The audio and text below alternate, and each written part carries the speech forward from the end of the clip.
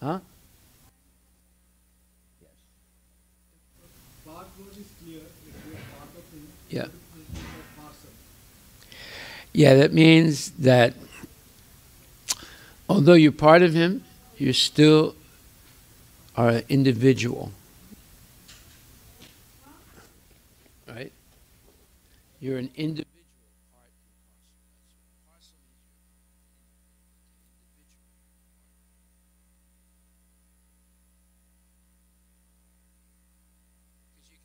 You can see the parcel, something, either it's cut away from it or it's distinguished as part of it. It's implied in part also, but the parcel adds more emphasis. You're not just a part that's indistinguishable. You are part and parcel, which means you're a distinct part. You have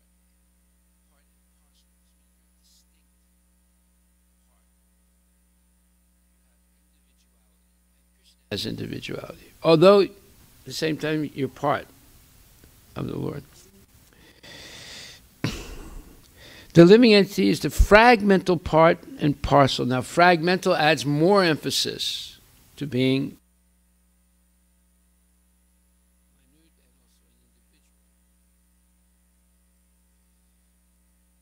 and this is eternal.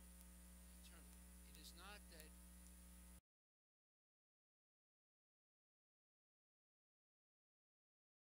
it becomes one with the Supreme Lord. This is the nonsense of the Maya bodies. Right there. That's their theory. You're only an individual in the material body. You attain liberation from the material by merging it into this. No, that's not true. Huh? It is clearly said, sanatana, which means eternal, that you are eternally the fragmental part and parcel of Krishna. Meaning you're connected to Krishna, at the same time you're individual, and Krishna is an individual. So, the Supreme Lord, according to the Vedic version, the Supreme Lord manifests and expands himself in innumerable expansions, of which the primary expansions are called Vishnu Tattva, and the secondary expansions are called Jiva Tattva, or living entities. So, Krishna can expand himself infinitely. And he has direct expansions of himself, that is, the Vishnu Tattvas, meaning they're all non-different than him, even though there's billions and billions of Vishnu expansions. They're all non-different than him. And then he has the Jiva Tattvas, who are different living entities than Krishna. But they're also mysteriously part and parcel of the Lord. Fragmental part and parcel of the Lord. So this is all mysterious, but it's a fact. So we are expanded from Krishna. We come from Krishna. Krishna is our origin. We all have the same original father, Krishna. That means we're all part of the same family.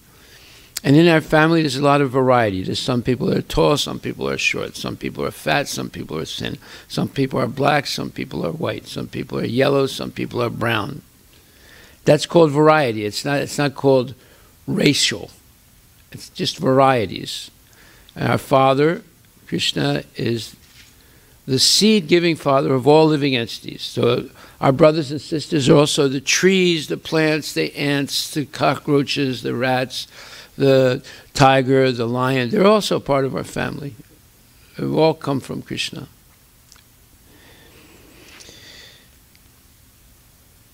In other words, the Vishnu Tattva is the personal expansion, and the living entities are the separated expansions. Separated because we're individuals, unique individuals, where the Vishnu Tattvas are non-different than Krishna. By his personal expansion, he is manifested in various forms like Lord Rama, Nrsingadeva, Vishnu Murti, and all the predominating deities in the Vaikuntha planets. So now, normal Hindus make a big mistake. They say the Devas are also God. They're also coming from Krishna. Well, they are coming from Krishna, but they're jivas like us. But they're more evolved than we are. and they have bigger responsibility. The more you evolve spiritually, the more responsibility you get. But they're not equal to Vishnu. Even Brahma and Lord Shiva are not equal to Lord Vishnu.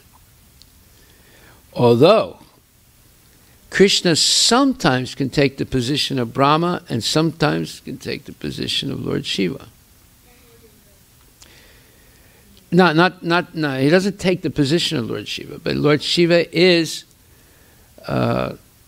if Krishna or Vishnu could ever be affected even slightly by the material nature, he would be called Shiva.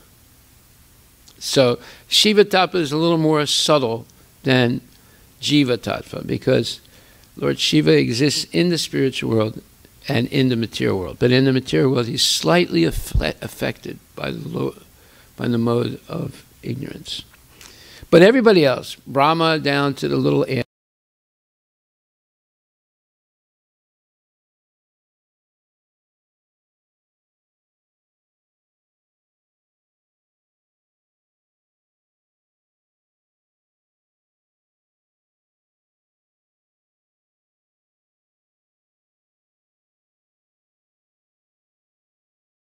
these are eternally servitors. The personal expansions of the Supreme Personality of Godhead, the individual identities of the Godhead are always present. In other words, Jivas are all servants of Krishna.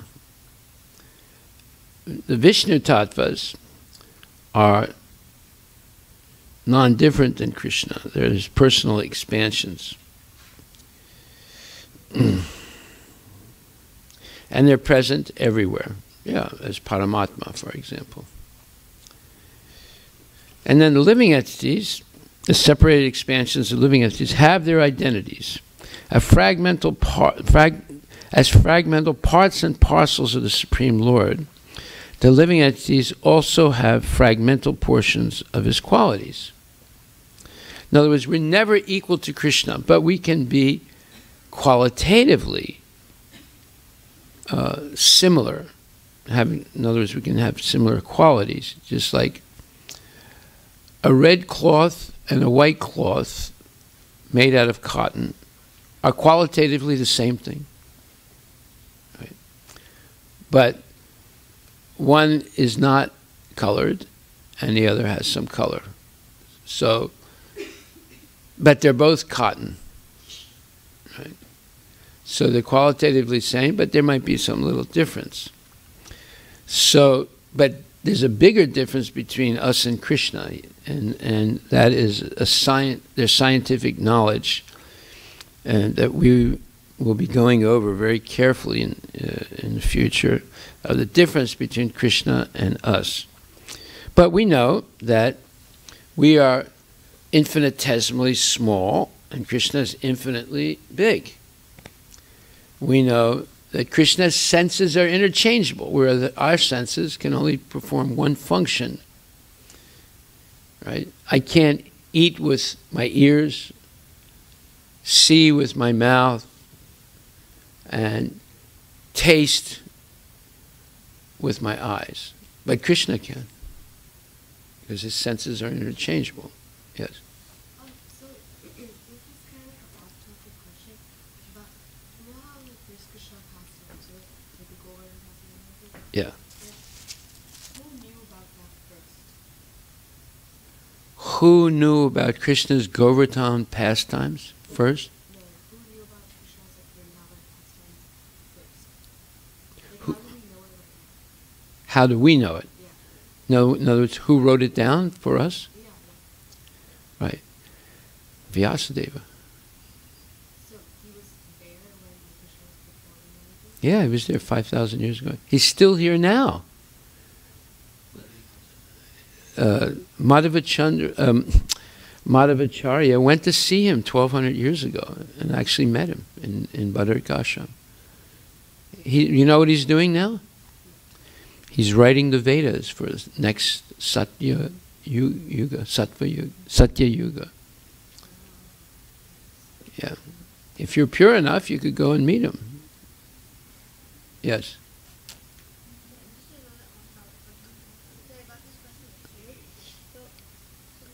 We need a microphone here. All this stuff should be ready in the beginning of the class. Yeah. Go ahead. What is the difference between a jnani and a Okay. A yogi. Well, there are jnana yogis and there are astanga yogis, right? Just like there are basketball players and there are football players, right? Or there are baseball players and soccer players, right? They're all players, but their field of their expertise is a little bit different. So the jnana yogis cultivate knowledge, and the astanga yogis cultivate mystic powers. Knowledge, Vedic knowledge.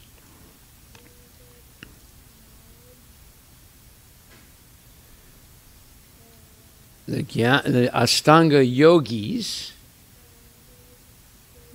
cultivate mystic powers. Okay? Powers. And bhakti yogis cultivate love and devotion for Krishna. That means there's a major difference between the jnana yogis and the bhakti, and the astanga yogis and the bhakti yogis. What is the difference? The jnana yogis cultivate knowledge for liberation. The astanga yogis cultivate mystic powers for using those powers to do amazing things. But the bhakti yogis cultivate love and devotion because they love Krishna. So the bhakti yogis don't want anything for themselves, but the jnani and ashtanga yogis want want something for themselves. Yes, exactly right. Okay, so there's a world of difference between the jnani yogi, astanga yogi, and the bhakti yogis, the bhaktas. Okay, got it? There's also the karma yogis. The karma yogis, they want liberation on the heavenly planets. It's not real liberation. It's pseudo or fake liberation. But they want to go on the heavenly planets by doing Vedic rituals. They believe in the Vedas, but they use the Vedas for material advancement. Instead of low-class sense gratification, they want high-class sense gratification. But it's still sense gratification. So therefore, one must become free of karma, jnana, and yoga to become a devotee, a pure devotee. Is that right? Yeah. Thank you, Prabhu. Huh? Thank you, Prabhu. Yeah. Okay, so it says here,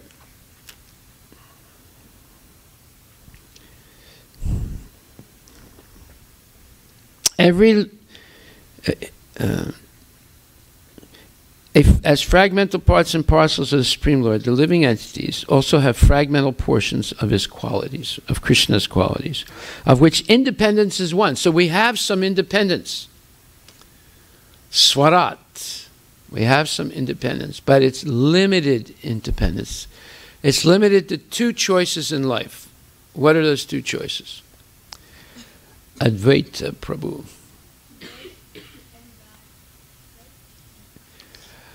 Well, yes and no. Your two choices are either you follow Krishna's instructions or you ignore Krishna's instructions. And Krishna knows what's going to happen to you either way. That's the limit of our free will. Either we follow Krishna's instructions or we refuse to follow, or we half follow. And that's called middle of the road. Sometimes I do nonsense, sometimes I chant Hare Krishna, but that's not really good, but it's better than not doing anything, right? But you don't want to be halfway, you want to be all the way, following Krishna's instructions. Every living entity as an individual soul has its personal individuality and a minute form of independence. Okay, we just discussed that minute form of independence, right?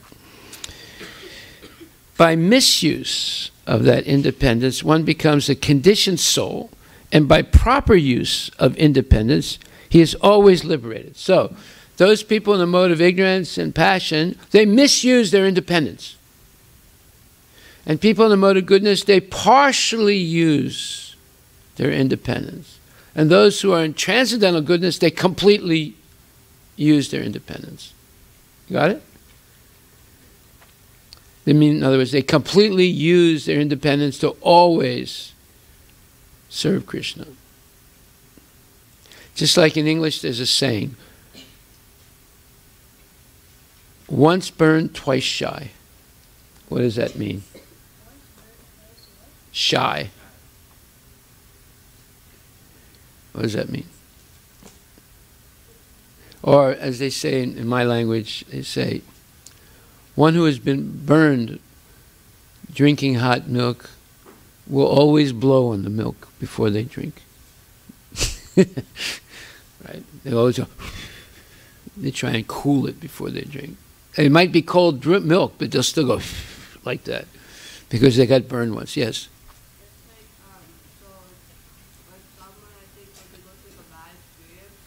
Yes. More cautious, I guess. Yes. As an example, if I catch fire, I know next time to be more careful. Much more careful. Yes. That's right. That's the exact meaning. Once burned, twice shy. So, by misuse of that independence, one becomes a conditioned soul, and by proper use of independence, he is always liberated. In either case, he is qualitatively eternal, as the Supreme Lord is. In his liberated state, he is freed from this material condition, and he is under the engagement of transcendental service unto the Lord. In other words,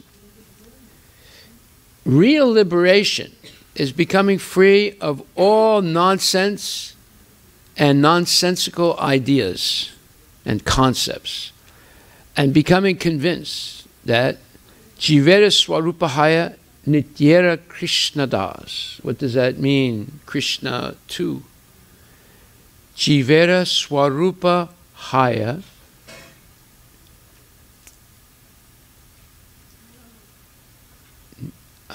Okay. Anybody know? Anybody know? What? What? The actual real position of human being is to be eternal serving Krishna. Yes. Jivera Swarupahaya. What is the Swarupa of the Jiva? Swarupa means what? The real position, the real form, or the real purpose of the living entity. Krishnera Nityadas. He is Nityadas, the eternal servant of Krishna. That's our real identity. That's our real position. You got that, Krishna too? Can you repeat that? It's our real identity, it's our real position. What is? The thing that you said, you what?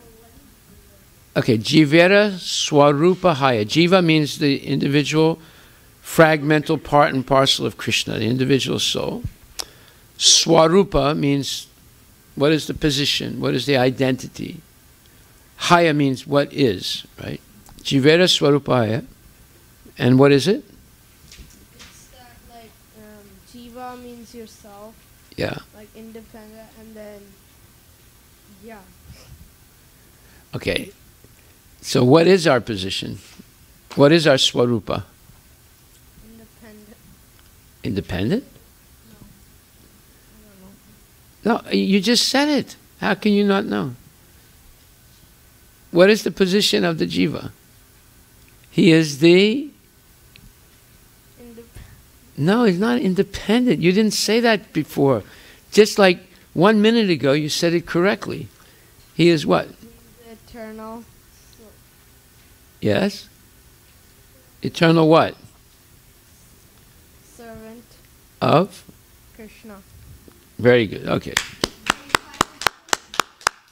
Whew. Finally. Jivera Swarupahaya Nityera Krishna Das. This is who we really are. If someone says to you, Who are you? Now you can answer them in Bengali. Who are you? Who are you? Yes. Who are you? Of who? Okay, but now you can say it in Bengali. Who are you? Yes. Yeah, Jivera Swarupa hai Krishnera Nityadas. Right. I'm the eternal servant of Krishna. That's who I really am. That's my real identity. And I'm part of Krishna's family. What is Krishna's family? How do you say I'm part of Krishna's family? Someone says, what is your gotra? Gotra means your family. So what is your gotra? Yes. Achyuta. Achyuta means Krishna. Achyuta means he's infallible. Someone says to you, Krishna, what is your family? What do you say? Achyuta. Achyuta Gotra. Gotra means family. Achyuta Gotra. Okay. By misuse of that independence, one becomes a conditioned soul. And by proper use of independence, he is always liberated. In either case, he is qualitatively eternal, as the Supreme Lord is. So, can the soul ever die? Can its soul die? What do you say? No. How do we know? Nope. He is the eternal, fragmental part and parcel of Krishna.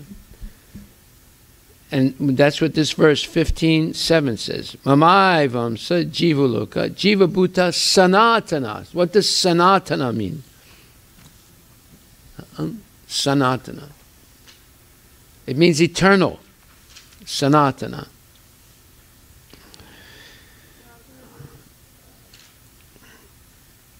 Sanatana means eternal. Okay? So, the jiva, the individual soul, is eternal. Therefore, the jiva can stay eternally where? Where can a jiva stay eternally? There are two places the jiva, meaning us, can stay eternally. Yes. That's one place. What's the second place? Yes. The jiva can stay in the material world eternally if it refuses to use its independence correctly and uses independence for nonsense. See? And that's terrible. But, fortunately, karma, there are 5 truths or tattvas in the Bhagavad Gita, right? What are they? What? What are the 5 tattvas? 5 subjects of the Bhagavad Gita. Yes?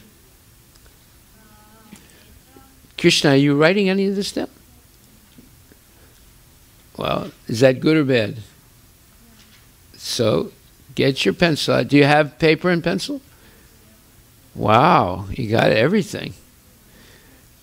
Now, if you're really lazy, you bring a tape recorder. I thought there's 6, not 5. What are they? Prakriti, Purusha, Shesham, Chaitanya, Jnana, No, that's not it. That's the problem with looking things up in the book. Okay, what are the 5 truths that are explained in Bhagavad Gita? It was in the introduction, around the 3rd page of the introduction. Okay, anyway, there's Ishvara, Jiva, Kala, Prakriti, and Karma. What? It's what? I said 1 of You said one of them, yeah. Yeah, well, that's 1 out of 5. You get 20%. It means you flunked. Okay, so Ishvara means God. Who is God? Jiva, who are the living entities. Kala, what is time? What's the first one? Ishwara. And then Jiva. What does Ishwara mean? Ishwara means who is God, or God, right? Ishwara, Jiva, Who's the living living entity? entity. And number 3, Kala, what is time? Number 4, Prakriti, what is the material nature? And number 5, Karma. Well, what's the third one? Third one is Kala, time. Right. These are the 5 major subjects or tattvas of the Bhagavad Gita. Okay? Now, 4 of them are eternal and 1 is not. Can you guess which one is not eternal? Yes. Yes. Yeah, that's what I was thinking. So, is that good or bad?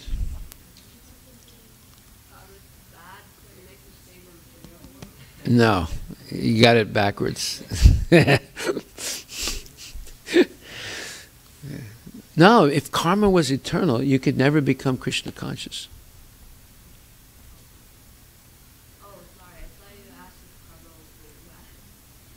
Well, karma, in other words, self-interested activities is bad. But because karma is not eternal, you have a possibility of becoming Krishna conscious anytime, even if you have the worst karma in the world. Anytime you surrender to Krishna, you can overcome your previous karma.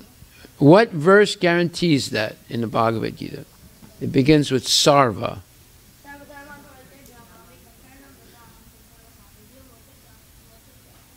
So what does that verse mean? Abandon all varieties of religion and surrender Abandon all varieties of religion and surrender I shall deliver you from all physical reactions. Do not fear. Okay, what verse is that? 18:26. You write that down, Krishna? No. You keep saying no to every question I ask you. I want to start hearing the yeses. 1866. Did you write that down? What does that verse tell you? It tells me that What did he say? You can look it up.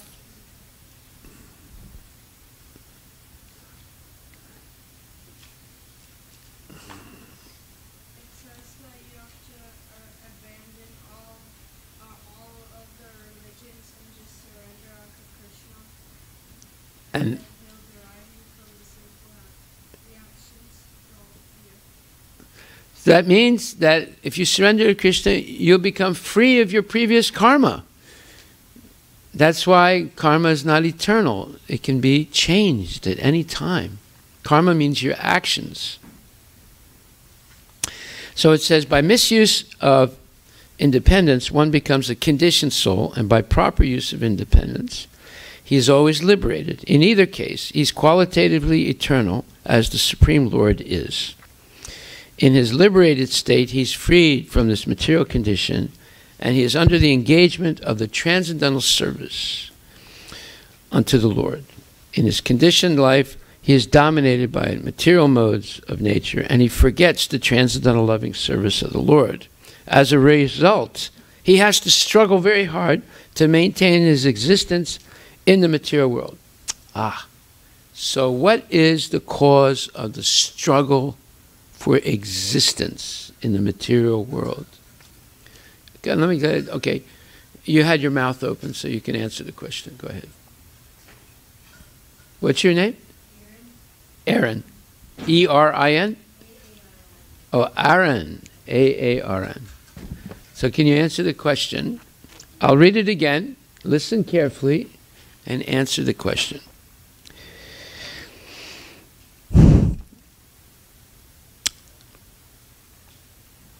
In his conditioned life, the living entity is dominated by the material modes of nature.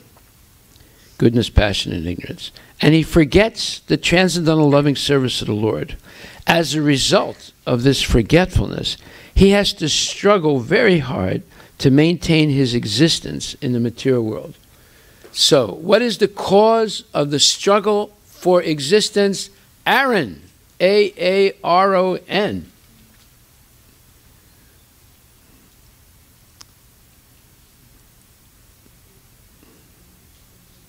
What is the cause of the struggle for existence in the material world? Whoa, Krishna too knows the answer. Whoa. Aaron, you want to try and answer it? Read the last sentence. The last two sentences of the first paragraph.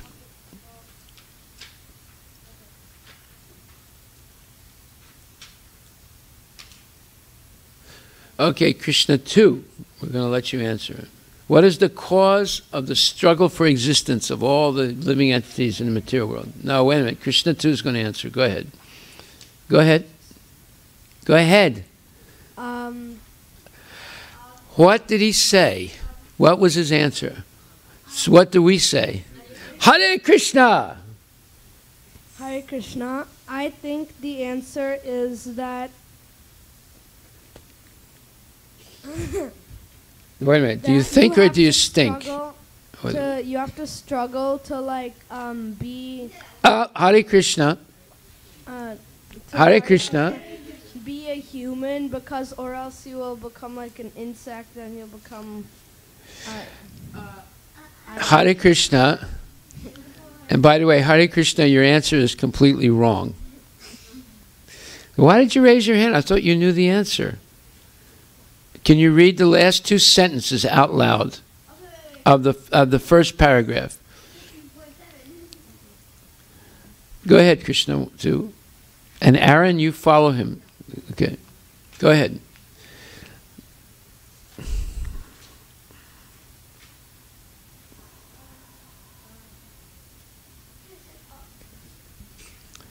Krishna 2's mother has got to help him during the week remember what he learned, right? Otherwise, you're not doing a service to your own son, right? You're a teacher.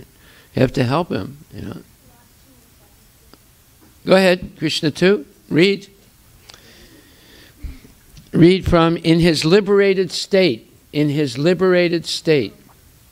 In his liberated state, he is freed from this material condition, and he is under the engagement of transcendental service unto the Lord, and is in his conditioned life he is dominated by the material modes of nature, and he forgets the transcendental loving service of the Lord. As a result, he has to struggle very hard to maintain his existence in the material world. So what is the cause of the struggle for existence? He forgets the transcendental loving service of the Lord. Yes. And then he's forced to struggle the rest of his life. And for many lifetimes, until he wises up, gets knowledge, and practices that knowledge, and uses his independence correctly, his limited independence correctly. So what are the two choices that are available to us? Yes. Hare Krishna. You follow Krishna's instructions or you ignore Krishna. Exactly right. That's the limit of our independence. Okay? The living entities, not only human beings and the cats and dogs, but even the greater controllers of the material world, Brahma, Lord Shiva, and even Vishnu, are all parts and parcels of the Supreme Lord. They are eternal, not temporary manifestations. The word karsati, struggling or grappling hard, is very significant. The conditioned soul is bound up as though shackled by iron chains. He is bound up by the false ego, and the mind is the chief agent which is driving him in this material existence. Okay, so now we see that the enemy is within. What does that mean? Who can explain? The enemy is within. Who can explain? The enemy is within. Arush, can you explain? The enemy is within.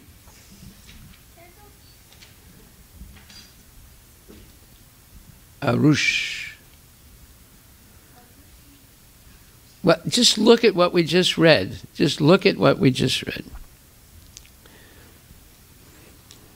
It began, the living entities, not only human beings and the cats and dogs, but even the greater controllers of the material world. And then the second sentence, the word karsati, struggling or grappling hard, is very significant. And now read that, read what comes after that. The conditioned soul.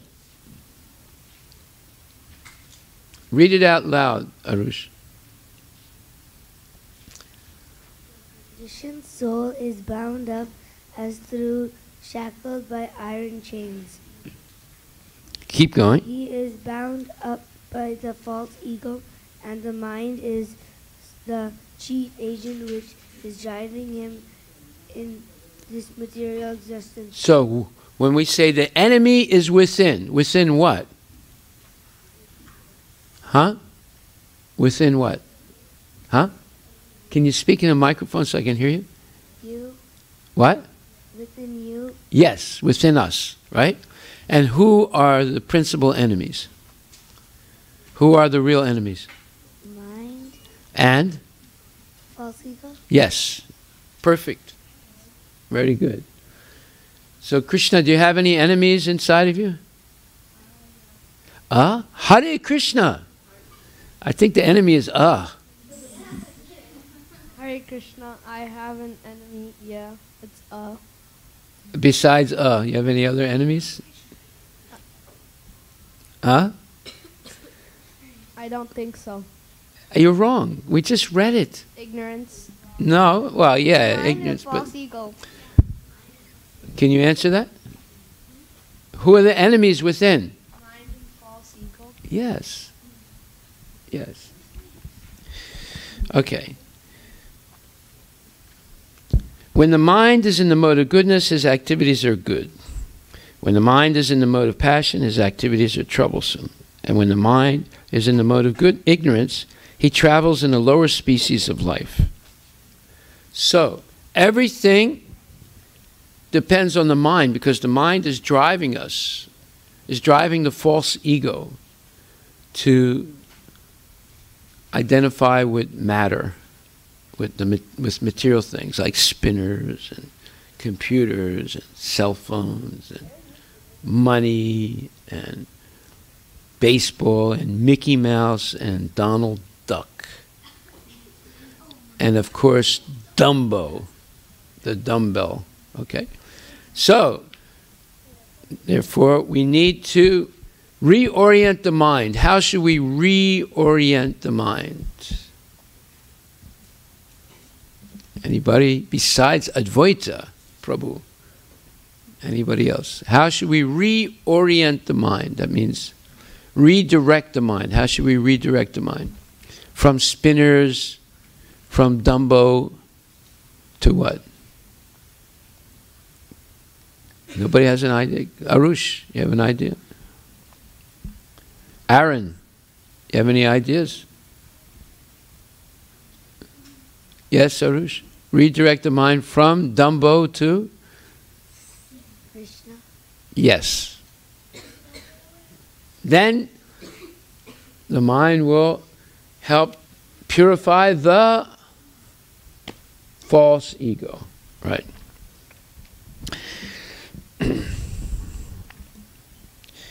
It is clear, however, in this verse that the conditioned soul is covered by the material body with the mind and the senses, and when he's liberated, this material covering perishes, but his spiritual body manifests itself in its individual capacity.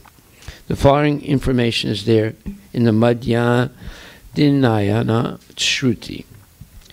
It is stated here that when a living entity gives up his material embodiment and enters into the spiritual world, he revives his spiritual body, and in his spiritual body he can see the Supreme Personality of Godhead face to face. He can hear and speak to him face to face, and he can understand the Supreme Personality as he is. From Smriti also it is understood vasanti yatra purusha sarve vaikunta murtayaha. In the spiritual planets, everyone lives in bodies featured like the Supreme Personality of Godhead.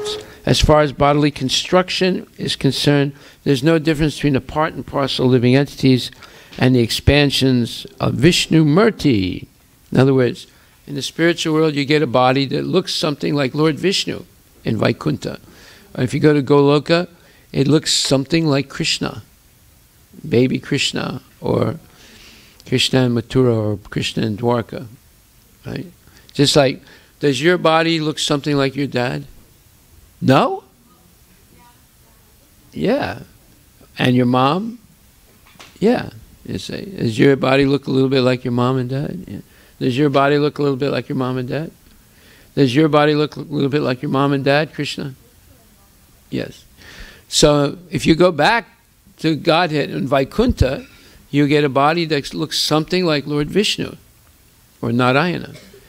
And if you go back to Goloka Vrindavan, you'll have a body that looks something like baby Krishna.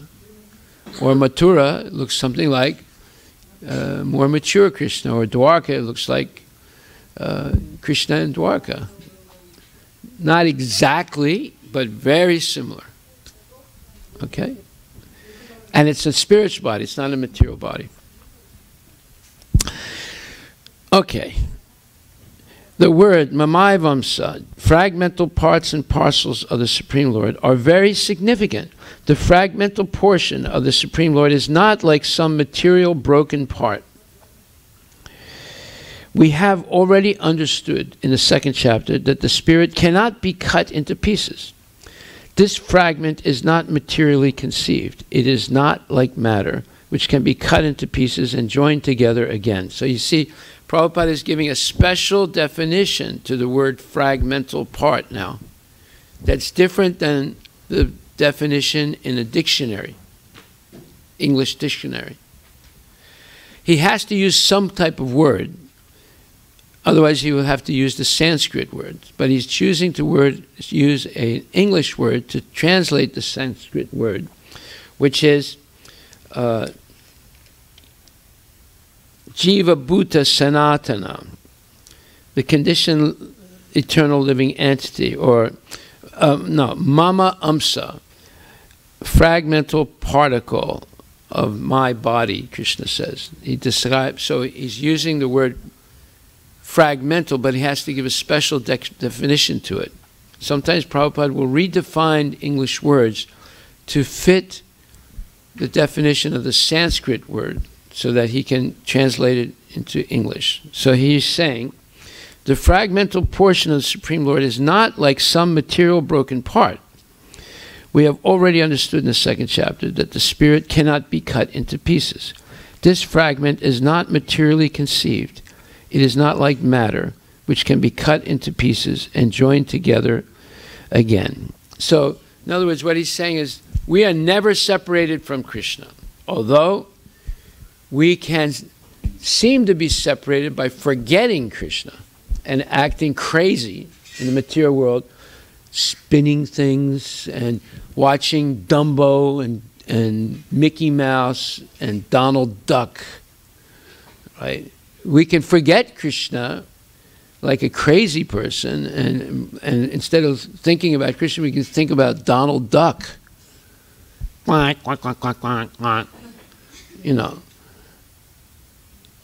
But in reality, we're never separated from Krishna. So when it says fragmental, it doesn't mean that you're separated. The fragment is not materially conceived. It is not like matter, which can be cut into pieces and joined together again. In other words, we're never separated from Krishna, but we can fall into a state of amnesia. What does amnesia mean? Anybody know? Come on, we got to learn English here. Anybody know? Krishna's in a gifted program. Do you know what amnesia means? Wow. Yes. Yeah, like let's say someone hits you over the head really hard with a hammer, and when you wake up, and a voice there says, "Oh, she woke up, mommy," and you look around, "Mommy, she's not my mommy. Well, you don't recognize. I mean, you don't recognize me. I'm your brother. My brother. Hey, you don't look like my brother. I don't have a brother. That's called amnesia. Right? People can wake up after getting a blow in the head to forget everything. Yeah. Yes, Aaron. What were you going to say? You raised your hand. Was that you raised your hand to scratch your nose or what? No. You raised your hand. Were you going to say something? No. Oh, okay.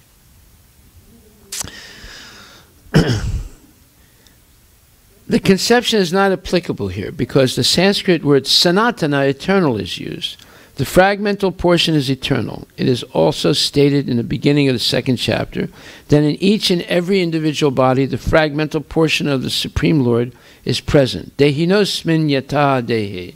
In other words, there's a soul in every living body. That fragmental portion, when liberated from the bodily entanglement, revives its original spiritual body in the spiritual sky, in a spiritual planet, and enjoys association with the Supreme Lord. Now, is this good or bad news? Is this good or bad news? See, if you don't read yourself while I'm reading and look at it, you won't be able to answer any of these questions. I'm asking you questions on what we just read. Is this good or bad news? Well, you have to know, first of all, what I mean by this. What do I mean by this?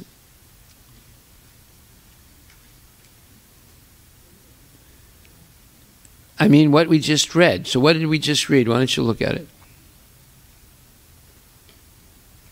Arush, can you figure out what the good news is? The good news is Trump just bombed Syria. Is that right? Is that what the good news is? Yeah. Is that the good news that I was talking about? Krishna too. Just as the parts and parcels of both. You're far away from what we just read. Yeah. Now look, when we're going over a specific purport, you have to be following it with me. Don't just sit there and you know, like, you know. Yes. I think it's Hare Krishna. That fragmental portion, when liberated from the bodily entanglement, revives its original spiritual body in the spiritual sky, in the spiritual planet, and enjoys association with the Supreme Lord. Is this good news or bad news? Why? Huh? Then we what? With a body that looks something like Krishna's body, and that body is eternal. It's not a material body. So is that good news, Advait? That's really good. Is that good news, Aaron? Yeah. Would you like to have a body that's eternal? No more getting sick, old. No more Donald Duck. Yeah. Okay. It is, however, understood here that the living entity, being the fragmental part and parcel of the Supreme, is qualitatively one with the Lord, just as the parts and parcels of gold are also gold. So, there's oneness and difference. Oneness and difference. How are we one and how are we different from Krishna? Who can answer that question? Tulsi, can you answer that question? How are we one and how are we different than Krishna? How are we the same and how are we different?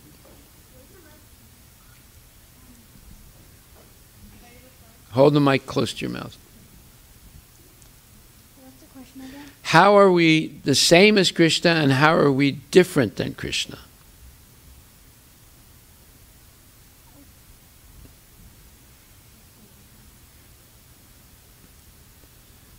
You can say it a little louder so we can hear.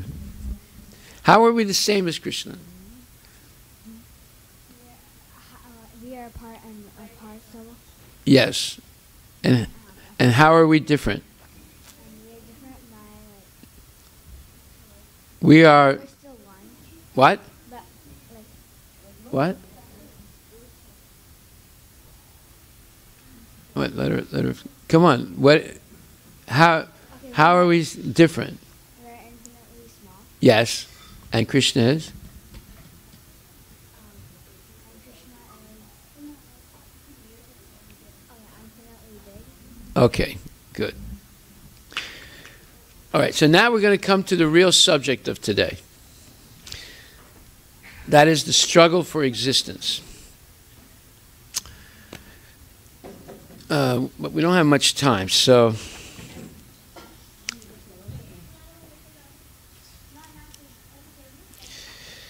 Prabhupada explains the struggle for existence in a very particular way. And he says, let's go down a little bit to the bottom of the first page. But no, not too much. The bottom of the first page. Yeah, that's it. That's it right there. Okay, you see this on the board? It says, as they are suffering here. You see that? You see it up there? As they are suffering here. You see that? What? And, yeah. And they are suffering. Okay, you see that? All right, now follow it. And they are suffering here. Manak sastani indriyani pakriti stani karshati. He's quoting the last two lines of the verse we just studied, 15:7. And it says, they have, somehow or other, they have come in contact with this material nature. And each and every one of these living entities, they are making or having a hard struggle for existence. But under the spell of the illusory energy, they are thinking we are happy, even though they're struggling very hard. Although whole day and night they are unhappy. Their desires are not fulfilled. They want something, but they are forced to accept something else. This is going on. This is called hard struggle for existence. Nobody's satisfied. There's always disruption. In this moment, I am your friend. Next moment, I am your enemy. This moment, I am your husband or wife. Next moment, no, don't see my face. I'll not see your face. Divorce. So these things are going on. So this is called struggle. I am wanting something, but I am accepting. I am forcefully being bound to accept something else. This is called struggle. So this is going on. So here's Prabhupada's explanation of what the struggle for existence is. We have so many desires and things we want. Take your finger out of your mouth. So many desires and things that we want, and we're forced to accept other things that we really don't want, but we have no choice. And it gets us frustrated and unhappy. So most of the time we're unhappy. A little bit we're happy. Most of the time we're unhappy. And most of the time we end up with things that we really don't want, but we're forced. This is the struggle. We're struggling to get things that we want, and we end up with things that we don't want. Okay. So, let's go down. I'm going to skip some things because we don't have much time. Let's go down to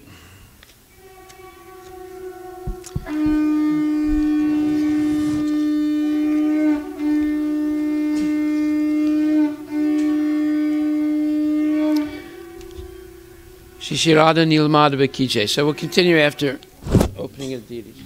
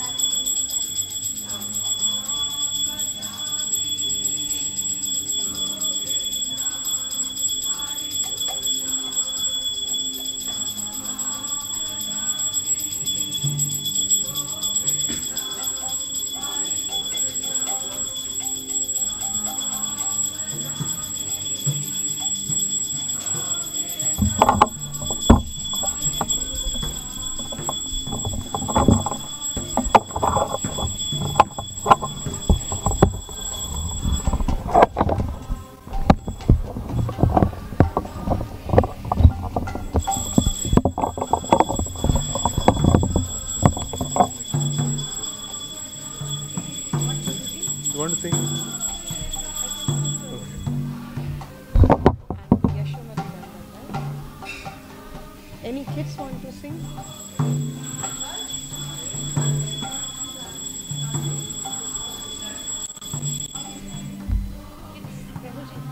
That's good.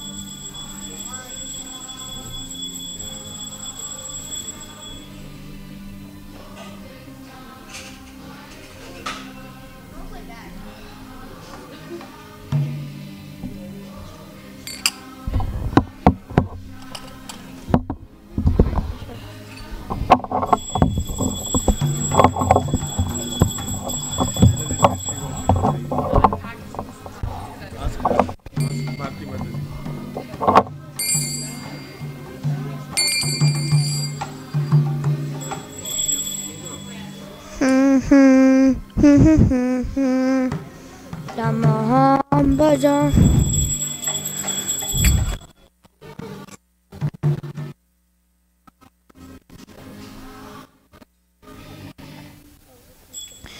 Yasomati Nandana Bradabarana Gara Gokula Ranjana Kana.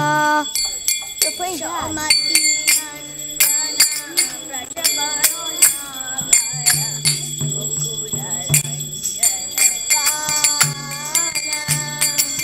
Yasomati Nandana Brajabarana Gara Gokula Ranjana Kana.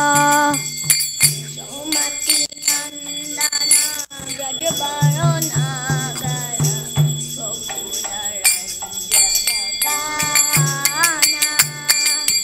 Gopi Parana Dana Madana Manohara.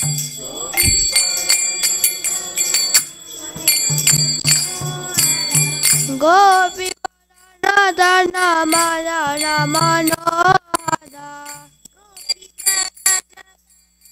Madana Manohara.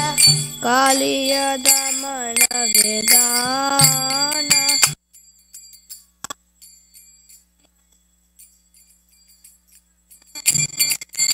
Kaliya Damana Vedana.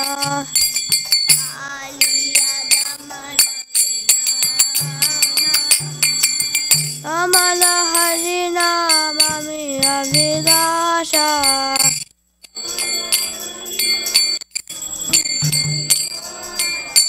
Pipina Pura Andara Ravina Nagara Bora.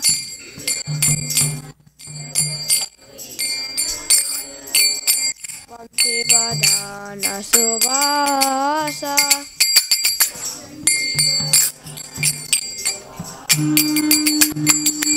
Balana Balana Sura Gurana Shana.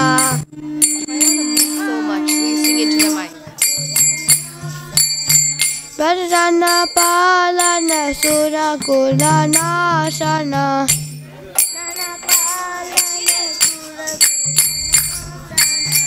Nanda Godana Rakobala.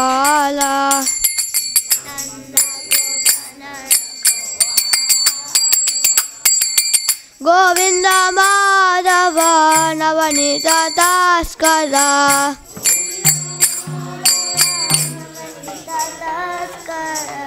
Sundarananda Gopala.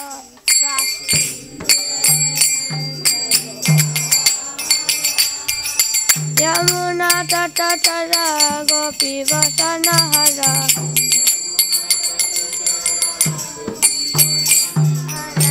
Rasa Rasika Kripa Moya.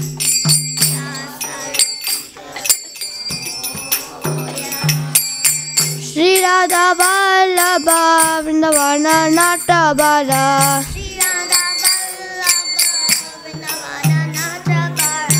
Bhakti Vinodashraya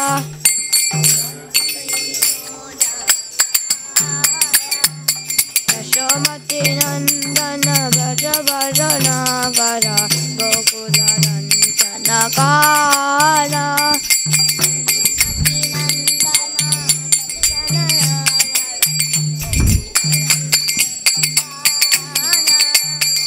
Yashomati Nandana Bhaja Bhajanagara Gokula Nandanakara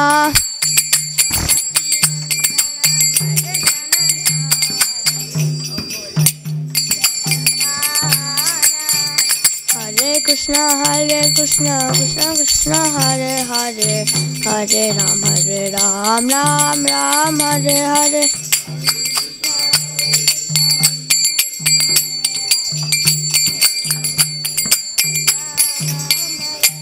Radha Nila Madhav, Radha Nila Madhav, Radhe.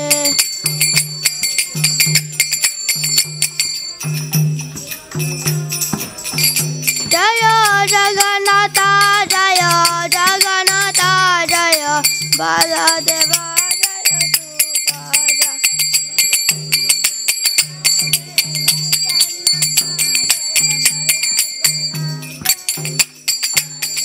Jaya Gauranitai, Jaya Gauranitai, Jaya Gauranitai, Jaya Gauranitai.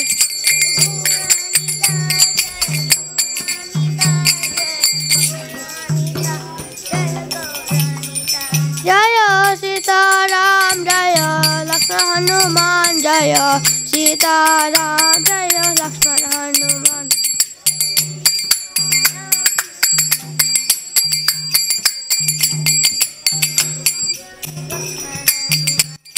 Jaya Prabhupada,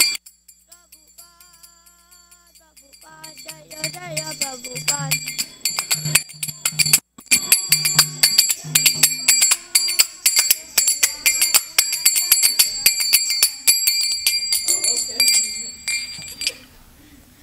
Jaya Vishnupad Paramahamsa Parivaracharya Stotra Sata Shishant, His Divine Grace A.C. Bhaktivedanta Swami Srila Prabhupada Ki Jai. Jaya Vishnupad Paramahamsa Parivaracharya Stotra Sata Shishant, His Divine Grace Bhakti Siddhanta Saraswati Goswami Maharaj Prabhupada Ki Jai. Nam Chai Shri Haridas Thakur Ki Jai. Pim's Gaur Shri Krishna Chaitanya Prabhu Nityananda Shri Advaita Gadadhar Shri Vasari Gaur Bhaktivinoda Ki Jai. Shri Radha Krishna Gop Gopinath Sham Kund Radha Kund Giri Govardhan Ki Jai. Shri Vrindavan Dham Ki Jai. Mayapur Dham Ki Jai. Jainathpur Dham Ki Jai.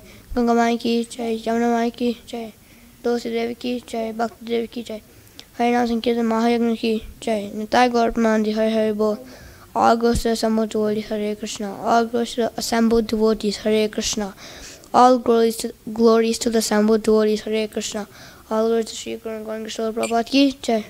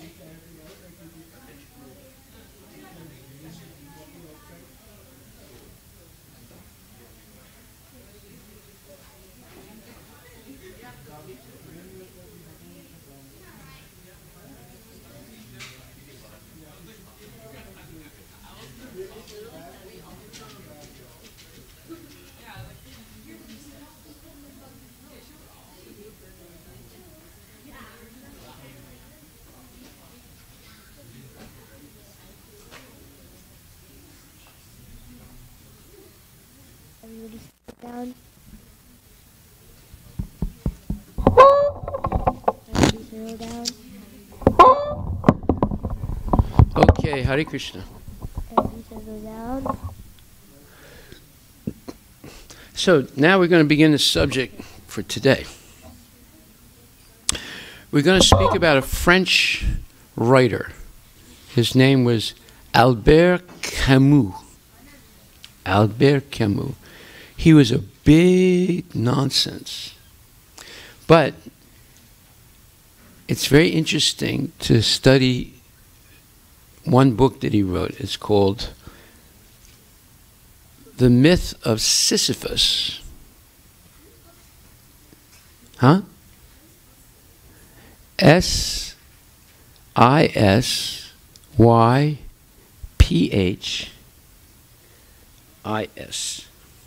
No, Phus.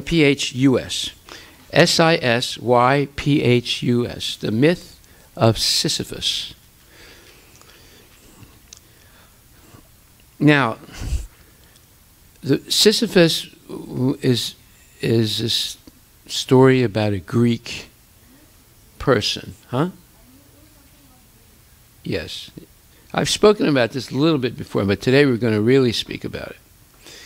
Sisyphus he might have been a real person or not, but he's part of a myth or a Greek story.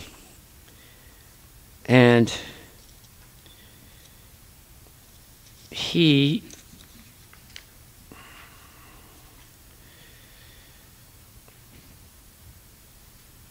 was against the devas. He didn't like the devas. What did the devas do? They control material nature, right?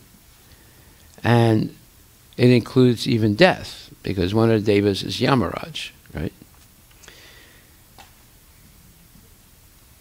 So what did Sisyphus do? At one point, this is the Greek story. Now, you know, the Greeks got all their stories from the Vedas. There was a connection between India and Greece 2,500, 3,000 years ago. So the Sisyphus, he ties up Yamaraj, tries to keep him a prisoner so that no human beings will die. Okay? But eventually, Yamaraj freed himself from the chains that Sisyphus used to tie him up. And then it came time for Sisyphus to die. Okay. So Sisyphus concocted a trick. He came up with a trick to trick Yamaraj from taking him to death. And he escaped from hell. What that trick is, I mean, you have to read the book. It's not important. You just know that he tricked Yamaraj and he left hell. But later on, Yamaraj captured him with the Yamadutas. Now they had to decide, what are we going to do with this guy? Because he's very clever.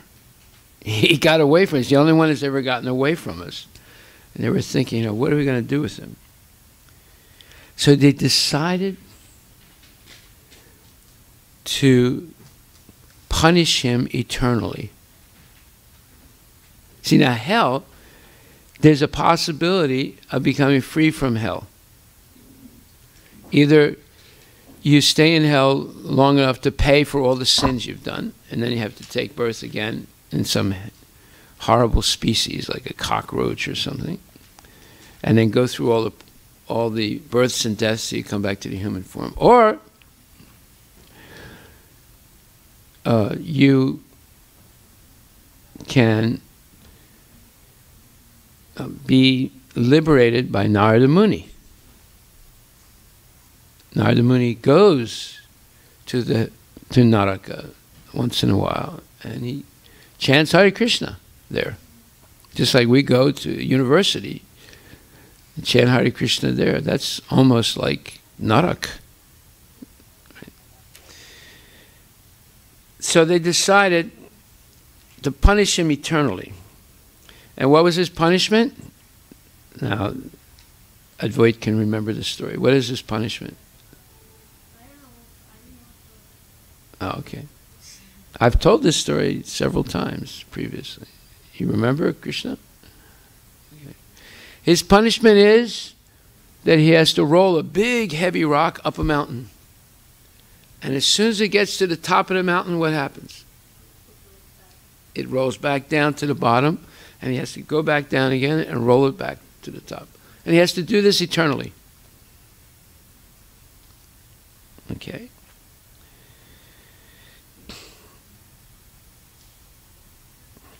So here, Camus, this French writer, takes this legend or this mythological story of Sisyphus, the Greek, and he writes a book.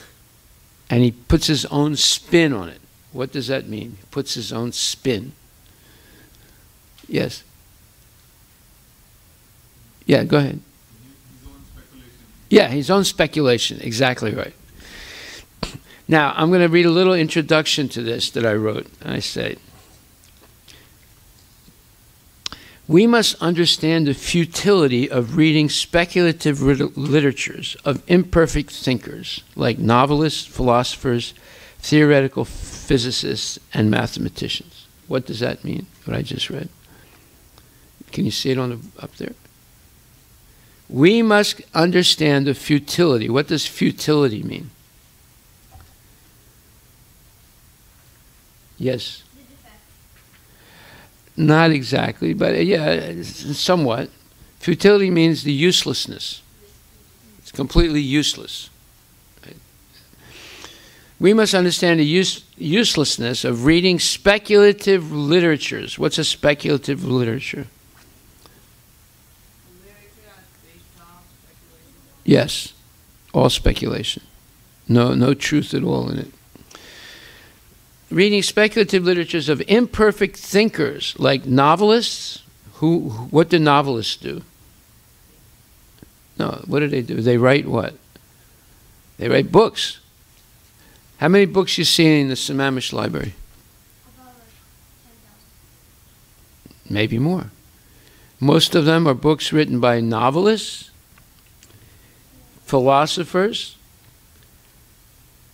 theoretical physicists, and theoretical mathematicians, right? And they're all speculation. There's very, very little truth in them. They're all a bunch of speculation. Especially the novelists. They write fictional novels. And even the non-fiction novels sometimes, they're all speculation. Okay. Their theories and imaginary speculations are no more than a useless type of entertainment on the level of a comic book or a Disney movie for children. But yet they get Nobel Prizes for literature. They get Nobel Prizes for research. But I'm saying they're not more valid than a comic book or a Disney movie. Because it's just entertainment. The great writers can elaborately chronicle the struggle for existence, but they give no practical information for liberation from the dire circumstances of karmic entanglement in the cycle of birth and death. What did I just say? What is the meaning of this? Anybody want to say? Shivani, what is it?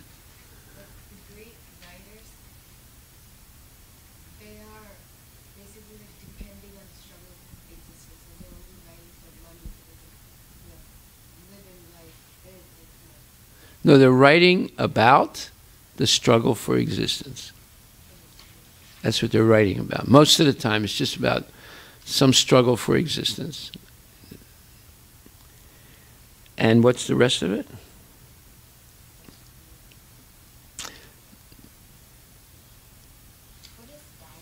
Dire means really bad.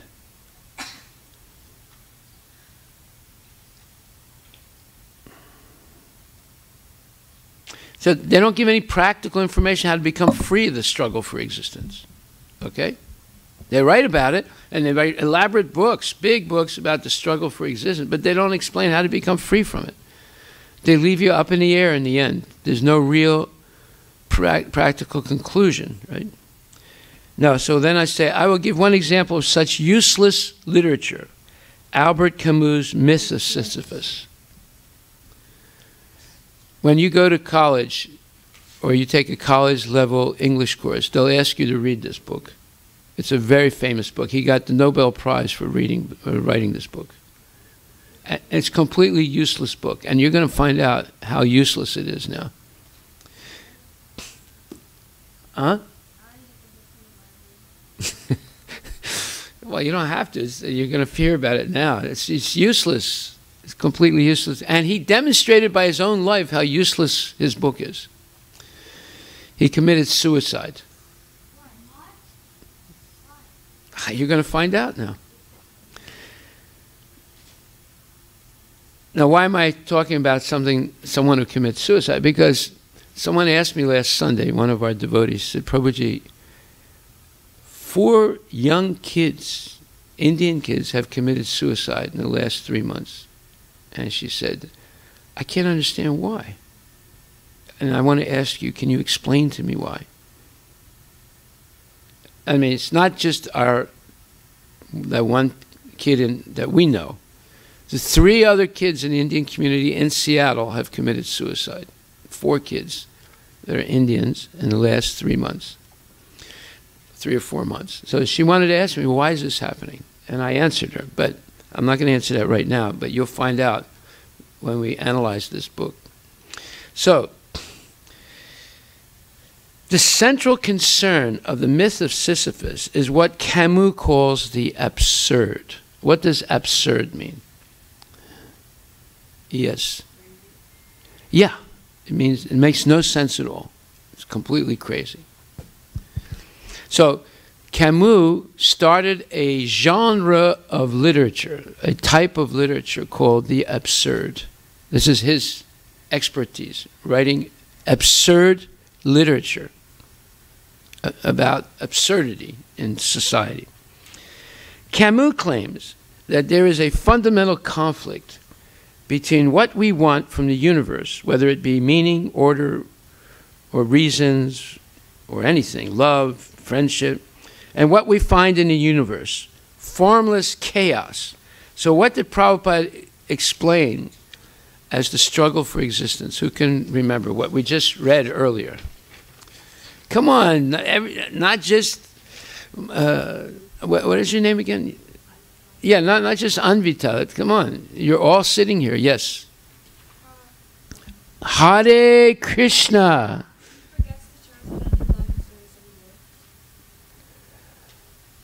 Well, yes, but no. Prabhupada's explanation. What was Prabhupada? There was a quote that we read. It's okay. Yes, Anvita. I think it's the Hare Krishna. the reason why we struggle for existence is because like everyone is dissatisfied and like Everyone is dissatisfied dissatisfied. Yes. because of like we're not allowed, like, so everyone wants happiness, but like we most people don't know how to have spiritual happiness. Well, they want happiness, but they end up with misery. Yeah, so What begins like nectar? Poison. Happiness in the mode of passion. See, people end up with something that they don't want. They want many things, but they're forced to end up with things that they don't want. Right? Yes, that voice. Hare Krishna! In this material world, there's always destruction of material desires. So if only you have spiritual desires, then there won't be. You can use electricity. Yes, see, Prabhupada, he didn't read Camus' book, but he summarized the book in his explanation of the struggle for existence. People want so many things, and they always end up with something that they don't want. See? And Krishna explains this also in Bhagavad Gita. He explains in the first chapter, right in the first chapter, he explains this point. He says, he says,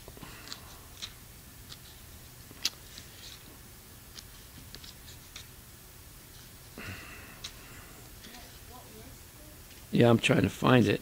It's in the first chapter. Yeah. First chapter, 30th verse. Let's take a look at that.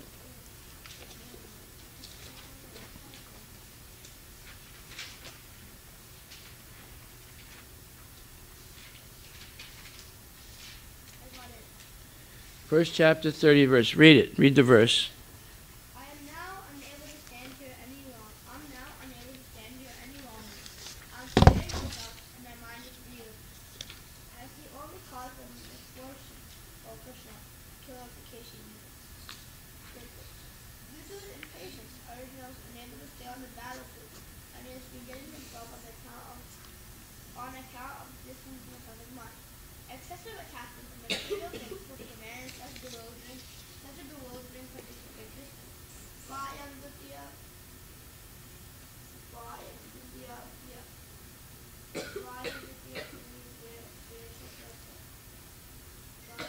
Bhayam dvitiya binivesita syat. So let's understand what he just read.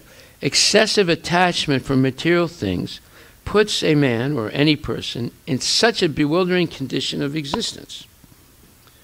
Arjuna is in a bewildered condition of existence. He's saying no to Krishna. I'm not going to fight. Right? And he's feeling bad about it, but he's confused. And that's due to excessive attachment for material things. Because of that, we become people, we don't know what to do. We don't know whether I should live in America or live in India. We don't know if I should be married or not married. We don't know if I should work for this company or that company. We don't know if this education is good or that education is good. We don't know anything. We're just confused all the time. Go ahead. Such willfulness and loss of mental Equilibrium, meaning loss, you lose your mind. Your mind goes out of control. Equilibrium. Equilibrium takes place in persons who are too affected by material conditions. Yes, too affected because it's too much attachment to material things. Go ahead. Arjuna envisioned only painful risks in the battlefield. He would not be happy even by getting victory over foes. Viparitani.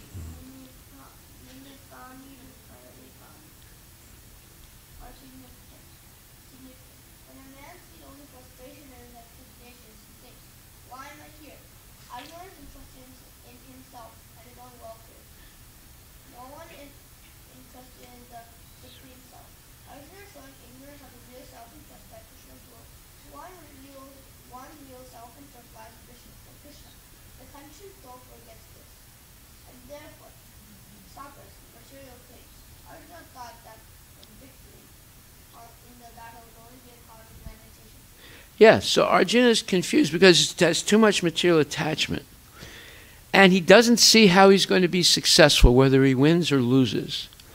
Therefore, he said, why am I here? And this is in the words, viparitani, nimitani viparitani, which means, I expected to be successful, but all I see is defeat. So when we start some endeavor, we think, oh, this is going to be wonderful. Just like somebody might get married and they say, oh, I'm going to be happy the rest of my life. And after a couple of years, they say, this is the worst experience of my whole life. This was the biggest mistake I ever made. So that is nimitani viparitani. That is, you get exactly the opposite of what you expected. And that's exactly what Prabhupada explained here. He says, people are suffering here. They have come in contact with material nature. And they're having a hard struggle for existence. Because we left the spiritual world thinking we would have a better time in the material world. I'm not kidding you. That's true. And we come to the material world, and it's worse than we ever expected. It's the complete opposite. It's just like the story of the man that sees the advertisement for hell. You know that story? I've told it many times. You don't know it, Krishna, too? I remember the title, but I can't remember. Okay, well, I'm going to tell you the story again. One man is walking in downtown Seattle, and he sees a big billboard. Downtown Seattle. And he sees a big billboard. Go to hell and be happy. And it's a picture of Hawaii. Someone's on the beach and having a great time. And it says, 1 week, everything free. Hertz rental car. A presidential suite in a huge hotel on the beach. Food free. Everything free. So the man said, wait a minute. This doesn't look like hell. It looks like Hawaii. It can't be that bad. So he decides, he calls up and gets his free ticket. He goes to this big building, one of those big buildings, you know, like the Amazon buildings, and they have a special elevator. It goes to hell. And he gets on the elevator. He goes down. When the door opens, there's 2 demons there. They grab him and start punching him like this. He says, hey, what's going on here? I thought this was a great place. And the demons say, that was the advertisement. This is the truth. So that's called Nimitani Viparitani. You begin with a great expectation of success and happiness, but it ends up the worst misery you could ever imagine. It's exactly the opposite. And this is what's being said in this verse, that Arjuna, due to his excessive material desire, he became bewildered. And he does not see any way that he can be happy in this battle of Kurukshetra. Therefore, he throws his bow and arrow down and says, I'm not fighting. And he's very, very morose, or very unhappy. He's frustrated. Okay? So this is why Camus chose the legend of Sisyphus. Because Sisyphus is a man who's cursed to always roll a big rock up a mountain, and as soon as it gets to the top of the mountain, it rolls back down again. He has to start all over. And it's eternal. That was how Yamaraj punished him. Because he tried to trick Yamaraj. He tied him up, tried to hold him a prisoner so no one would die on the earth. That, of course, is crazy, right? That all right there is absurd. And then, secondly, when Yamaraj finally caught him and took him to hell, he escaped. So therefore, they decided, we're going to give him special punishment. We're going to give him an eternal punishment he can't get out of. So Camus chose to write about the myth of Sisyphus because it corresponded exactly to what he was looking for. Absurdity. What does absurdity mean? Absolute craziness. It does no good meaning at all. It's all nonsense. Right? So, now Camus, he writes this book. He gets a Nobel Prize for writing this book. Can you imagine that? That just shows how crazy the Nobel people are. And it's all about the fundamental conflict between what we want in the universe and what we actually find in the universe. And this is exactly what Prabhupada wrote about, is the struggle for existence. You understand Krishna too? Can you repeat what I just said? Yes, which is? True. And what is exactly the struggle for existence? It's forgetting the transcendental service for Yes, but what do we encounter when we forget? Hare Krishna.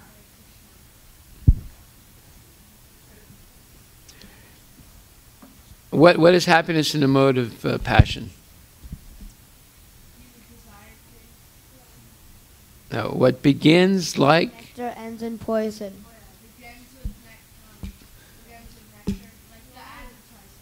Yeah, to go to hell, right? Okay. So, we will never find in life itself the meaning that we want to find. This is Camus is writing in his book. Either we will discover that meaning through a leap of faith by placing our hopes in a God beyond this world, or we will conclude that life is meaningless. Now, Camus was an atheist, so he's sort of making fun of this idea of a leap of faith and believe in God. Now, what is a leap of faith? Who can explain what a leap of faith? What is a leap? Anvita is far outpacing all the boys today. Way ahead of all of them. Go ahead. I think a leap of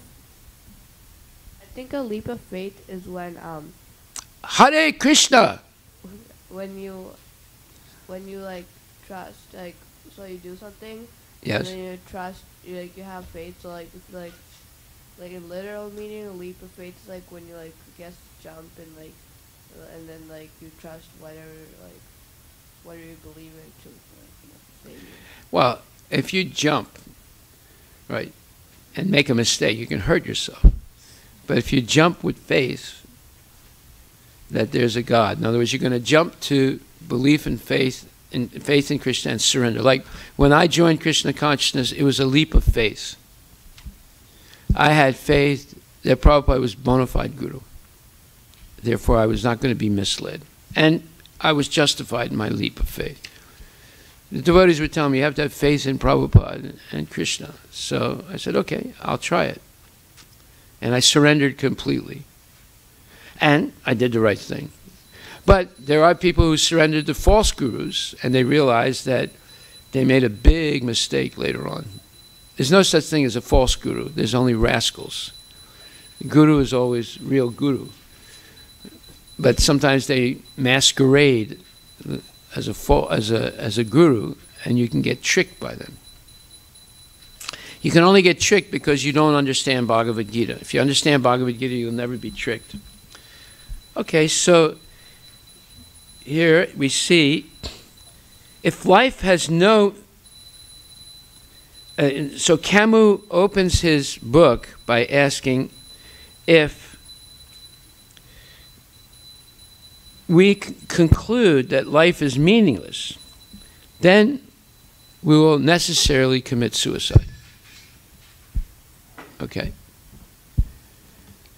So he says there are two choices in life. Either you can make a leap of faith and believe in God, or you can come to the conclusion that life is meaningless and you commit suicide. Now, do you understand why people commit suicide? Yeah. Why? Because they think there's no God and nobody to help them. Partially, yes. And they also believe that... They also believe... Come to the conclusion that... There's no God. Besides that, they come to the conclusion that life is meaningless. There's no reason to live. It's useless. There's no meaning to it. It's just absurd. Crazy. Right? So they commit suicide. Yes? They think that if they die, then they'll get rid of all the... Problem. Yes. Which is not true also. Okay. So now we continue. If life has no meaning, now this is Camus' book, right? He's writing. If life has no meaning, does that mean life is not worth living? And I should commit suicide. So now this is where Camus goes completely crazy. He says, if that were the case, we would have no option but to make a leap of faith and believe in God or to commit suicide, says Camus. Camus is interested in pursuing a third possibility. What does that mean, a third possibility? He just spoke about two possibilities. What were the two possibilities, Shivani? Come on. It's right there on the... do you have the text up here or not? I told you to put the text up there.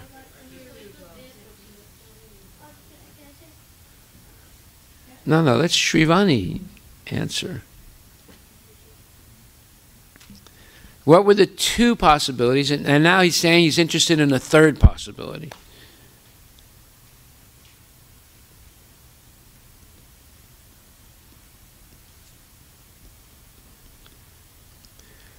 If you want to get something out of the class, you have to pay attention. That's why we put it up on the board. That's why we give you printouts. You have to follow the text. That's why we read directly from the Bhagavad Gita. Okay, Arush, go right ahead. What are the two possibilities that he's spoken about already? Give him the microphone.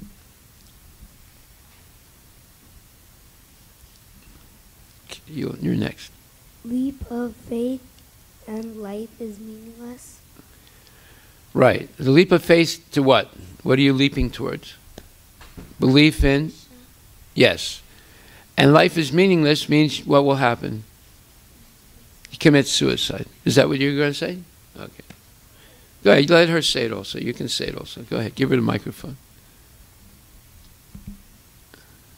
What are the two possibilities that he spoke about already? To make a leap of faith to Krishna or to commit suicide. Yes. That life is meaningless. As what? Life is meaningless. Yes. Now he's looking for a third possibility. But can I tell a third possibility? What? Can I tell a third possibility? All right. The third possibility was that we can accept and live in a world devoid of meaning or purpose. Yes. In other words, we accept that life is meaningless. It has no meaning, has no value at all. But we learn to live in a life, in this world, that's devoid of meaning or purpose. That's his third possibility. Does that sound like it's rational, or does it sound like it's crazy? It's crazier than crazy, right?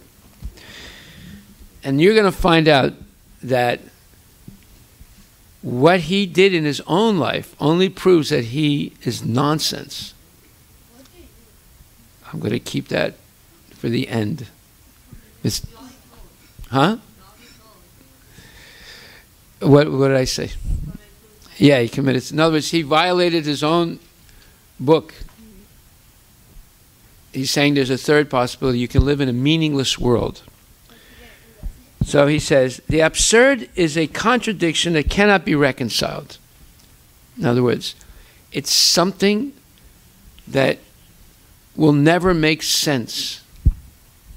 The absurd is something that will never make sense. Something that's crazy never makes sense.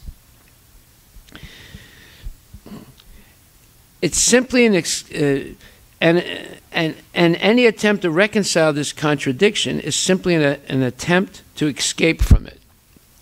In other words, if you try and reconcile it, you're trying to escape from the absurd. Facing the absurd is struggling against it. So now he's entering into an idea of being a hero, where you struggle against the absurd. Is that actually heroic? What do you think? What do you think, Srivani? Struggling against the absurd? No. Why would you want to struggle against something that's absurd? You're already struggling in life for existence. Why would we struggle against something absurd? Yes, Advait.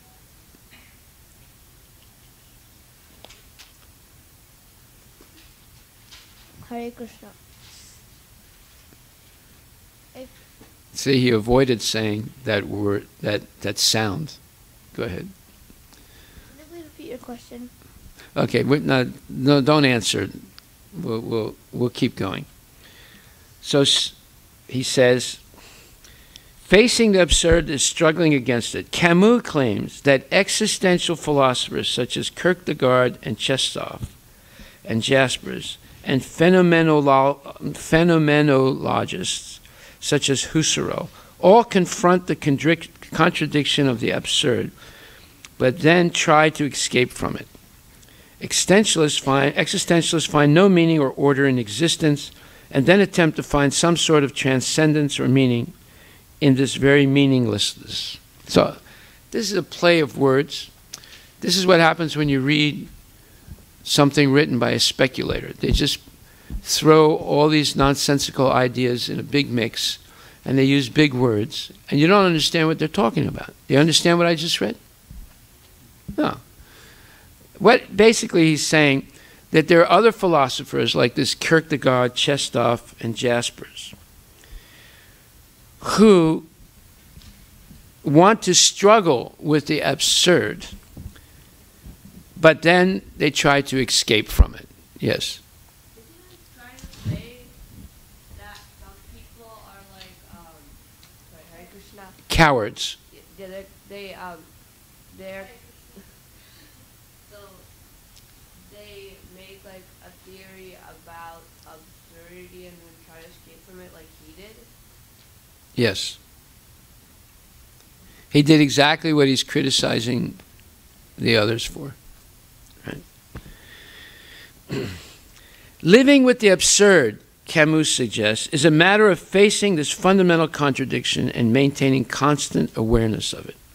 Facing the absurd does not entail suicide, but on the contrary, allows us to live life to its fullest. Now here is really becoming nonsense. He's saying you can live in an absurd world where nothing has meaning, like a hero, and find a way to have a complete life, a happy, complete life. Does that make sense? You live in a meaningless world and you're going to find happiness? Did he find happiness following his theory? No, he committed suicide. Right? After he won the Nobel Prize for writing this book, in which he's trying to convince people that you can live in the absurd. You see how crazy these people are? He found that the people providing him the Nobel Prize were more absurd than Yeah, of course. They have to be crazy to give him a Nobel Prize. You see, these are great philosophers. Camus is one of the biggest philosophers in modern life.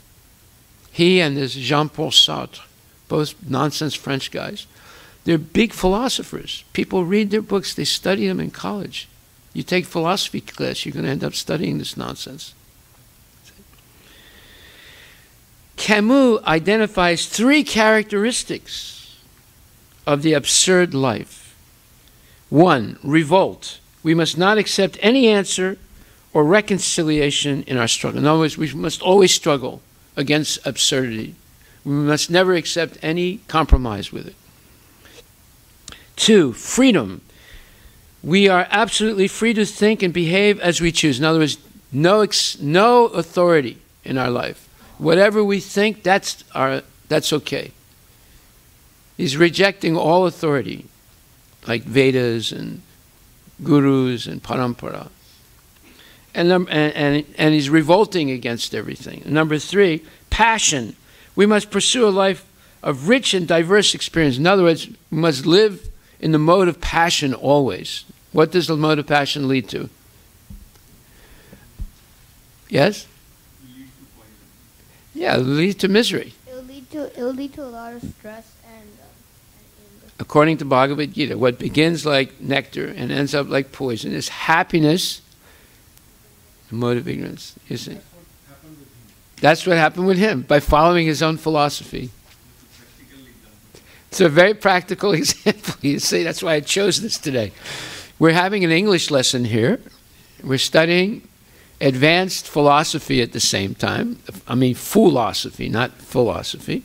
And at the same time, we're seeing, you know, how crazy these guys are who get Nobel Prizes. They're total nonsense. Camus gives 4 examples of the absurd life. The seducer, who pursues the passions of the moment. The actor, who compresses the passions of hundreds of lives into a stage career.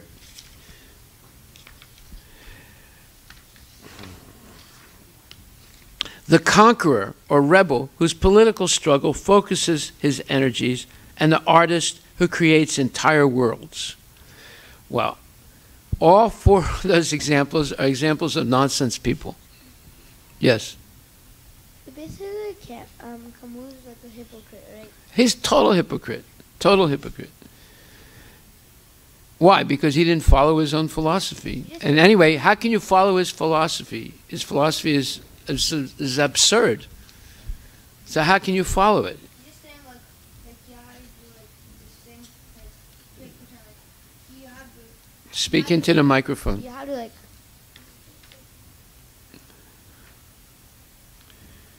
You have to Okay, anyway, we'll continue. So he says, there are 4 types of people who are living the absurd life. The seducer. Seducer means a person who victimizes other people for his own sense gratification. And they usually end up going to jail. The actor who plays different roles on a stage or in a movie. And that's why he says he compresses the passions of hundreds of lives into a stage career. Hare Krishna. Namaste Saraswati Devi Guruvani. Jai Shri Radha Nil Madhava Ki Jai. So actors, they play all these different roles in their career. And they're all nonsense. They're just acting. There's nothing real about what they're doing. But it's all about the passionate life, the life that begins by nectar and ends up like misery. The conqueror, or the rebel, whose political struggle focuses his energies. In other words, he uses all his energies for nonsense, to kill people and conquer people, take other people's possessions and so forth. And the artist who creates entire worlds of nonsense. Have you ever seen the art of Salvador Dali? He's what you call an absurd artist. He paints things that are absurd, that are crazy. Like a clock that's melted like butter. Or a person who's also melted. Right? So he creates these crazy scenes. Yeah. The book ends, it says, absurd art does not try to explain experience, but simply describes it. So that's what Salvador Dali's art is. It's a description of absurdity. Melted clocks, melted people, melted landscapes. Right? It presents a certain worldview that deals with particular matters rather than aiming for universal themes. In other words, it just talks about nonsense. It doesn't talk about how to get out of the cycle of birth and death or anything like that. Yes? So he missed his goal and idea, whatever he had, because he was looking at this temporary world. Yes. And he thinks there's only the temporary world. Yeah. So he thought about that one, and he built up his own theory and everything. So if he had... His theory is you accept this temporality. Yeah.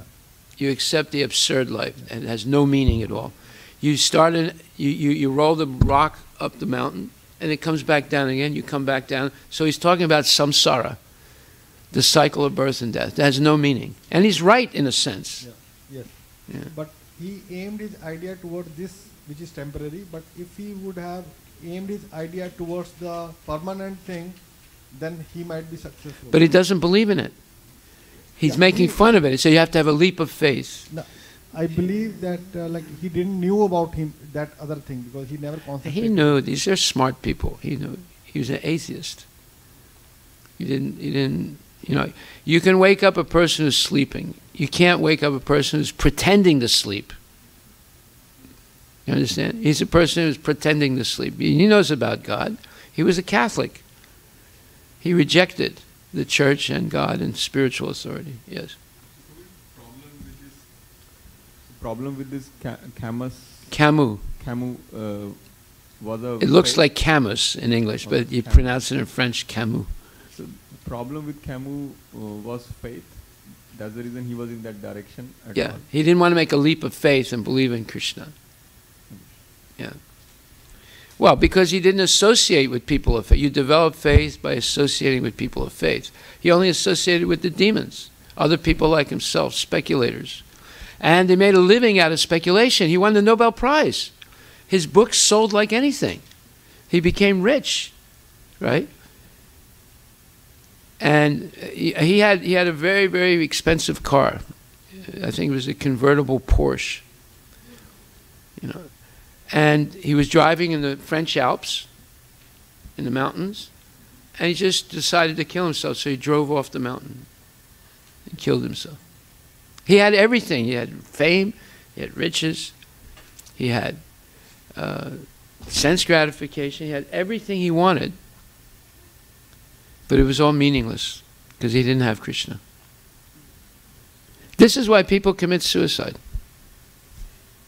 This is exactly why people commit suicide. He was adamant to not to, even though he realized in his life that what he was doing wrong, but he never accepted to going toward the right direction. No. Because he's trying to find a third way. That is, accept meaninglessness as the ultimate end of life and live with it. So how long did he live with it? Complete nonsense. It's complete nonsense. The book ends with a discussion of the myth of Sisyphus, who, according to the Greek myth, was punished for all eternity to roll a rock up a mountain only to have it roll back down to the bottom when it reaches, after it reaches the top. Camus claims that Sisyphus is the ideal absurd hero and that his punishment is representative of the human condition. Sisyphus must struggle perpetually and without hope of success. So long as he accepts that there is nothing more to life than this absurd struggle, then he can find happiness in it, says Camus. Does that make sense? This guy gets the Nobel Prize for writing complete nonsense. And he proves that it's nonsense by committing suicide himself. Yes, Advait. He's basically saying that life is just like useless, and you just have to keep on struggling and struggling without having to really good. Yes. Does that make sense? Huh? Yes. It makes sense? It makes sense for him.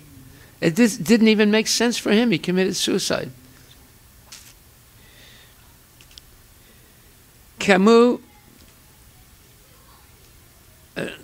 appends, or he adds something onto his book with a discussion of the works of Franz Kafka. Now, Franz Kafka is another very famous author, another nonsense, big nonsense, just as big nonsense as Camus. Kafka wrote a book called A Metamorphosis. In this book, it's a human being, a man, and one day when he goes home, he gets into bed and goes to sleep. When he wakes up, he's a bug. And not a small bug, a big bug. And his wife and his mother are calling him to wake up, and he's afraid to get out of bed because they'll see he's a bug. And the rest of the book is all the psychological nonsense that goes on in the mind of the bug. The man who's a bug now is afraid to get up and show himself in society. And it goes on page after page, all this psychological nonsense. So Camus, he said, Kafka's a hero. He wrote this book. He said, this is exactly how absurd life is. One day we wake up and we're a bug, but a big bug. It's not a little bug that can hide in the crevice. It's a huge bug, as big as a human being. And he's afraid to get out of bed because he doesn't want anyone to see him, that he's become a bug. You see, and these are famous writers. Their books sold, millions of copies. So Camus outlines so he says, he ultimately concludes that Kafka is an existentialist who, like Kierkegaard, chooses to make a leap of faith rather than accept his absurd condition. However, Camus admires Kafka for expressing humanity's absurd predicament so perfectly. So in other words, yes. Hare Krishna. Did anyone follow his theory? Hare Krishna. Did anyone follow his theory? Yes, thousands. Hundreds of thousands of people. I'm telling you, this is required reading. If you take a philosophy course in college, you're obliged to read this nonsense. And it's not only Camus. There's Kierkegaard, there's Husserl, there's Sartre. There's a whole bunch of these people. You're obliged to read their books in a philosophy class. Yes. So did they all commit suicide? No, they didn't all commit suicide, but they all led useless lives. You know, Camus and Ernest Hemingway. Ernest Hemingway is another one. One of the most famous modern American writers. Don't put your fingers in your mouth. He committed suicide also. And he's considered one of the greatest writers in American history. Yeah. In the last chapter, Camus outlines the legend of Sisyphus, who defied the gods and put death in chains so that no human needed to die. When death was eventually liberated and it came time for Sisyphus himself to die, he concocted a deceit which led him to escape from the underworld. After finally capturing Sisyphus, the gods decided on his punishment for all eternity. He would have to push a rock up a mountain. Upon reaching the top, the rock would roll down again, leaving Sisyphus to start all over. Camus sees Sisyphus as the absurd hero who lives life to the fullest, hates death, and is condemned to a meaningless task. Well, Sisyphus is eternal. He can't die. So he hates death. And he's forced to push the rock up. But then he accepts that as something wonderful, and it's not wonderful. So he looks like a hero now. Camus is interested in Sisyphus's thoughts when marching down the mountain to start anew, to push the rock up again. After the stone falls back down the mountain, Camus states that it is during that return, that pause, that Sisyphus interests me. In other words, he's saying he has to push the rock up, but then he has to walk back down the mountain. He's very interested in what Sisyphus is thinking about when he's walking back down the mountain, because then he has a pause. He's not pushing a rock up a mountain during that time. See, this is the way these nonsense writers become famous. They find some little niche, some little thing that wasn't covered in the original legend, and they try and glorify it. So he's trying to glorify Sisyphus walking back down the mountain without pushing a rock. What is he thinking?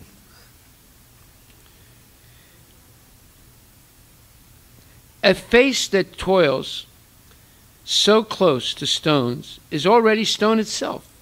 I see that man going back down the mountain with a heavy yet measured step toward the torment of which he will never know the end.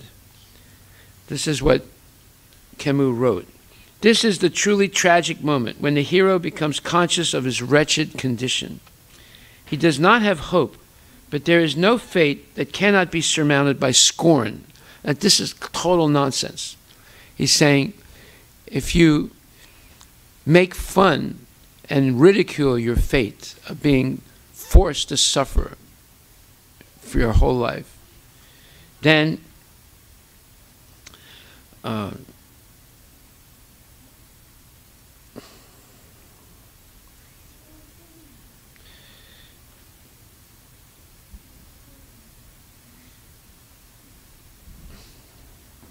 then you can overcome your suffering. You can overcome it by ridiculing your fate. This is the truly tragic moment when the hero becomes conscious of his wretched condition. He does not have hope, but there is no fate that cannot be surmounted by scorn, acknowledging the truth that truth will conquer it. Sisyphus, just like the absurd man, keeps pushing. Camus claims that when Sisyphus acknowledges the futility of his task, the uselessness of his task, and the certainty of his faith, the fact that he's going to live forever doing this, he's freed to realize the absurdity of his situation and to reach a state of contented acceptance. This is completely irrational, and it's complete nonsense, what he just said. In other words, he's saying that you can accept this absurd life when you can express it in real terms. Did he accept his absurd life? Even though he could express it in absurd terms. So you see, the whole thing is nonsense. With a nod to the similarly cursed Greek hero Oedipus, that's another story about Greece. Huh? Another time. That's a big story. And yes, Arush. Yes.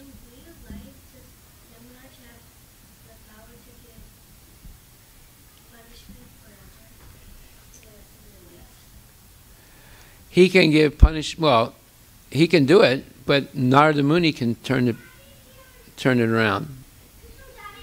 You see, because karma is not eternal. Therefore, as soon as you surrender to Krishna, your karma becomes purified. You understand? If karma was eternal, then you could be forced eternally to suffer. But if you have the association of a pure devotee, your suffering can end and your karma changed or wiped out so that you're free to serve Krishna. That's why someone like Prabhupada is such a special person. He's going around the world saving people from their ignorance and their inauspicious life.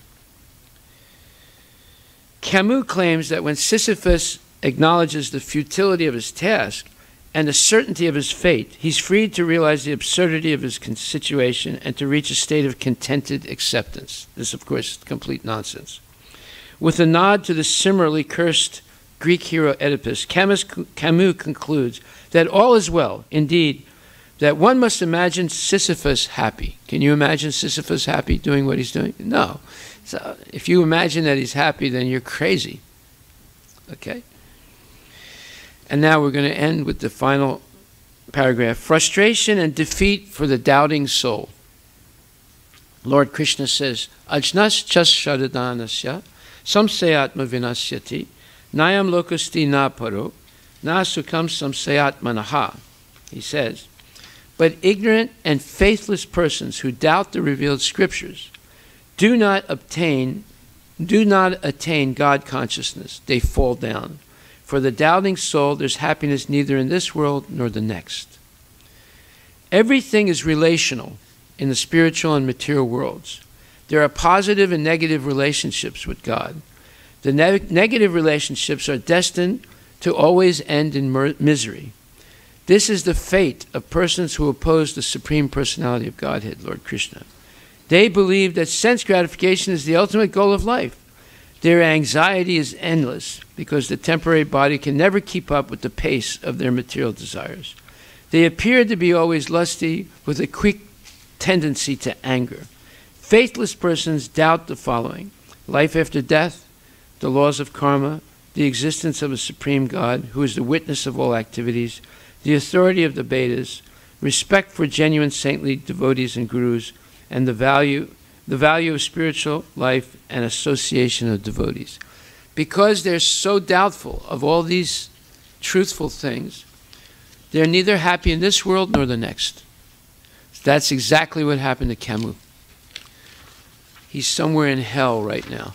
He was miserable during this life, and he's miserable in the afterlife. Huh? He probably what? Well, no, because there are people like Narada Muni. Right? Yes, he'll be there a long time. Because karma is not eternal. Hare Krishna. All glories to Srila Prabhupada ki jai.